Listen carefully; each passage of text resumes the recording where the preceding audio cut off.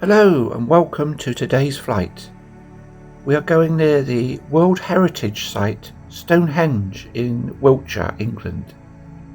Those mounds down below are barrows. We'll take a closer look at them later. And the green grassy path below us is a bridleway. In the UK, a bridleway is a type of public right-of-way. It's a path or track over which the public has a legal right to travel, but with some specific rules. For example, they are open to walkers, horse riders and cyclists, but not motorbikes or cars. Well, we've come to the end of the bridleway, and there it is ahead of us, Stonehenge. The road is the A303, one of the main routes from London to Devon and Cornwall. The A303 is particularly congested during the summer solstice around the 21st of June, when Stonehenge plays a major role in festivities. The road actually passes to within 165 metres from the Ring of Stones. Having a road so close to a World Heritage Site is controversial.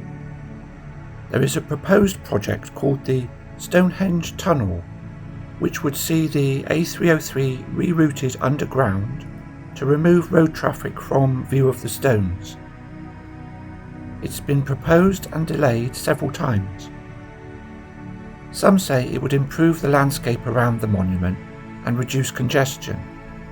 On the other hand, UNESCO has previously voiced concerns that Stonehenge would be at risk due to the earthworks associated with building a tunnel.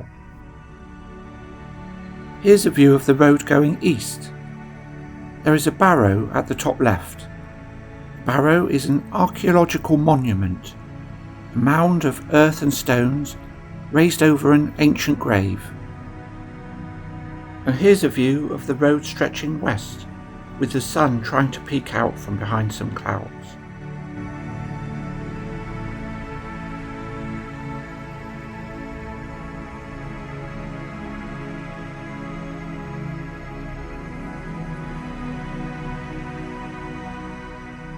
Okay, so let's take a look at the monument. Stonehenge and its visitor centre are managed by a body called English Heritage, while the surrounding landscape is primarily owned by a different organisation called the National Trust. According to Wikipedia, Stonehenge is the 23rd most visited attraction in the United Kingdom, with 1.3 million visitors in 2024. When looking only at attractions outside of London, however, it's the 7th most visited. Once upon a time, the general visitors could touch the Stonehenge stones, but that practice was disallowed in 1977 due to concerns about damage to the site. Nowadays, as you can see, visitors walk around the stones along a path that is at times 70 metres away, but comes as close as 10 metres. How old do you think it is? Stonehenge was built in several stages between about 3000 BC and 2000 BC. Around 3000 BC, the earliest earthworks were dug. Then around 2500 BC, the iconic large sarsen stones and smaller blue stones were erected in the familiar circular arrangements. And finally, from 2000 to 1600 BC, adjustments were made, including repositioning some stones and adding smaller features. So although people often think of Stonehenge as being created at one time, it actually evolved over more than 1,000 years in the late Neolithic and early Bronze Age. This is a very similar time period to the famous pyramids of Egypt, which were mostly built between about 2600 BC and 1800 BC. By the way, sarsen is a type of naturally occurring, extremely hard silicrete rock. It's found extensively across southern England. Stonehenge consists of vertical sarsen standing stones, each around 13 feet or 4 metres high, 7 feet or 2 metres wide, and weighing around 25 tons. The male African elephant weighs about 5 tons, so the stones are as heavy as 5 elephants.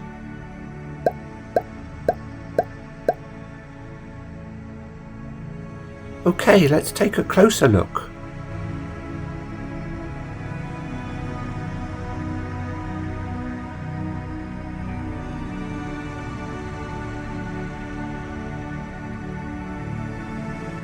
How many stones do you think there are at Stonehenge? Well, it's made up of approximately 95 stones, 52 sarsens and 43 blue stones. The stone to the far right as we look is called a station stone marker.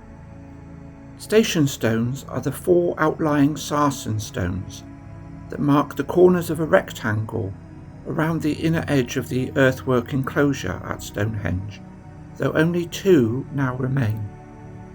The single stone lying flat near the top of the screen is called the slaughter stone. This is a large sarsen stone that originally stood upright but is now lying flat.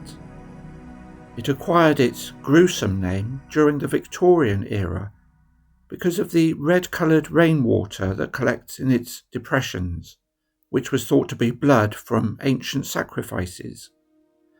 In reality, the colour comes from the iron in the stone, reacting with the water and algae. The tall stone right at the top of the screen is the heel stone.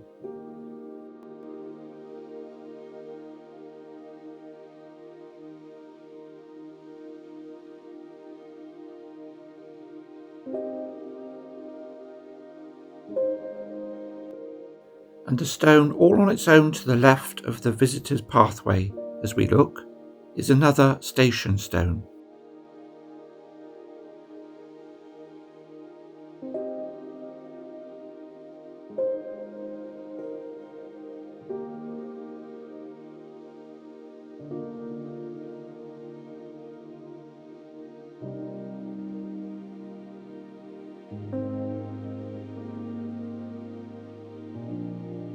The Visitors Centre, the big building that people initially arrive at, is over 2 kilometres away from the stones.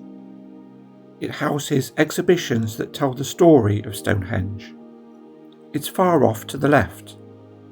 You can get a bus from the centre to the stones.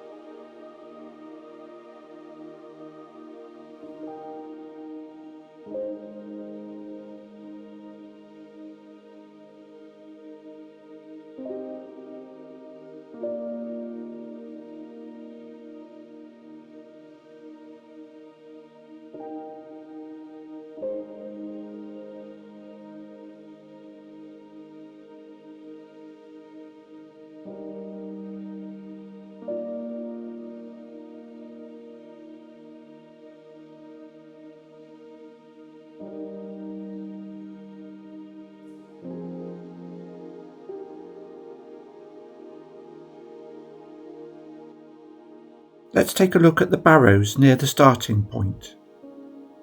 These are called Normanton Down barrows. They are a Neolithic and Bronze Age barrow cemetery about 0.6 miles south of Stonehenge. The burials date from between 2600 and 1600 BC, making them a similar age to Stonehenge.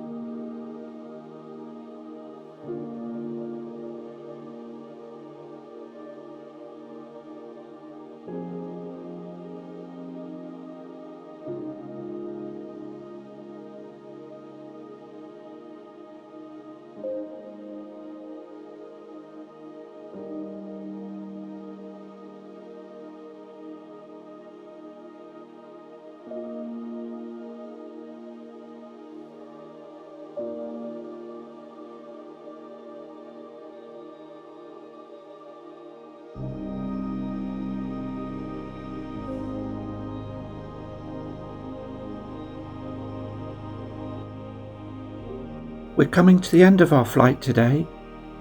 I'll leave you with some pretty views of the countryside nearby.